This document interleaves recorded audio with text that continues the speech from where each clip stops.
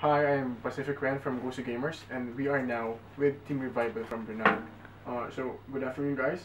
Good afternoon. Would you mind giving an introduction to yourselves and to the team? My name is Hawaii. I'm the team manager for Revival, and this is. I'm Howard. I'm a support player for the team. Okay. So far we haven't really heard much about the Dota 2 scene in Brunei. Can you tell us more about it? It's Yes. well, to be honest, it's pretty much dead. Oh, Uh, really? Okay. League of Legends is currently dominating the gaming scene in Brunei. Mm-hmm. Barely 50 people play the game of Dota 2. Ever since Dota 1 ever since League of Legends took over. Okay. So you could say it's not exciting. It's not exciting at all. But a few of us we try to keep the game alive. We try to find that last piece of passion Okay. that we still have left. Yeah. So how is is it quite a small group? Is it growing or is it quite of stagnant in the 50s? Well, back if you set time frame back two or 3 years ago, Mm-hmm. Dota was pretty much the highlight of the gaming pretty community in Brunei. Okay. But it's just that League of Legends was more you could say more accessible to the people. Okay. Dota, you could say Dota is a much more challenging game than League of Legends. So after League of Legends grew in It's quite popularity, people Mhm. pretty much Switch over to Dota. League of Legends instead. yeah. They dropped Okay. Dota. So since you've spoken about Dota, when did you switch from Dota to Dota 2? Well, pretty much when we got the beta keys. And when was that? Early on when the beta keys were first released, they were very sparse. We couldn't get a lot of them. And suddenly, a website or two in Brunei started giving out beta keys. One friend got one. Then he started giving out. He started introducing his friends to that website, and well, pretty much it went from there. One people got one, and pretty much it expanded. So it's quite a slow process. Then. Yeah. Okay.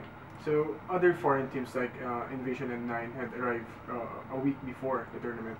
So how have you guys been preparing for this, and have you done some boot camps or similar stuffs? I'm gonna be honest with you. A month before this tournament, Okay. most of us have been engaged in our own personal sorry for stuttering, in our personal commitments.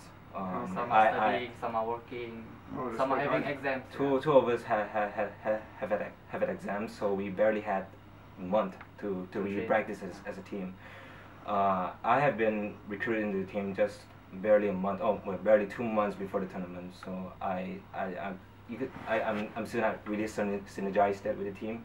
Okay. So we're not in our best shape right now, and in terms of boot camps, no, we haven't done any. But we have been playing. We have been playing a lot of games together, but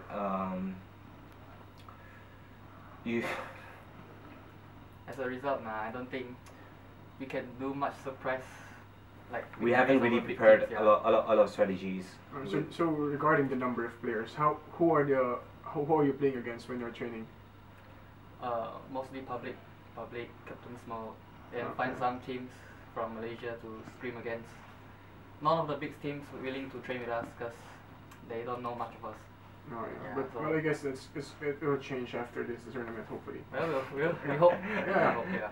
So you are in Group A, right? Yeah. So you are with teams like LGT, MUFC, and Invasion and HCMA, Nine. yeah. So what do you think about that group? Pretty scared. Pretty scared. Yeah, and That's quite fact. Any group we are in, we are also going to be Actually, scared. we can't Yeah. blame you. I think most of the teams would be scared to be Yeah. on Group A. Yes. It's pretty much. I think it's the group of death. Yeah, it is. So if I were to ask you, who do you think will top Group A and then Group B? LGD for group A. Who's in? Group B is Mitras, Mitras, Zenit, Orange, Orange. Joe I'm Black. rooting for Orange. You're personally, rooting for Orange, yeah. okay. So Christmas is approaching, and Valve has just recently applied its Christmas patch. It's 6.77 parity. So what do you think about the patch being rolled just a few days before the tournament? I think the Batrider nerf was a huge impact. Mhm. It used to be that you could solo kill with Batrider, but I think that's gonna be pretty much dumbed down now. It used to be that you stick you nope, it's not sticking a pump. Yeah. You Stack stack sticking a pump on target for 3 or 4 times or even more than that. Then you could just Firefly over him. If you have Blink Dagger, you lasso the target, and if the target is over the Firefly, the damage amplifies. And if you have and you also get bonus damage from auto attacks when you have 3 or 4 when you have stacks of sticking up on the target. So solo killing with Batrider was very much possible, but now that they removed the auto attacking while the lasso is in effect, I think that's gonna affect Batrider picks a lot. In addition, Magnus was nerfed too. Magnus became a very popular offlaner because of his third skill mainly. It had the range of a Blink Dagger. You know, you could overextend as much as you like, and then you could get away just as easily with skill room. At level 1, it was 1,200, but now they nerfed it to 600. So I think that's a pretty huge nerf too. But in my opinion, people will still pick Magnus a lot because of his ultimate, his teamfight potential. Okay, so you've pretty much mentioned the 2 nerf heroes. They were actually top picks before, yeah. Yeah. Batrider and Magnus. Top bans too. So who do you think will be the top picks and bans this coming tournament? Do you have an idea? No, they will still be the same. They will still be the same. Yeah. Josh Knight for me. RK. Okay. Sven. Sven Could still. be.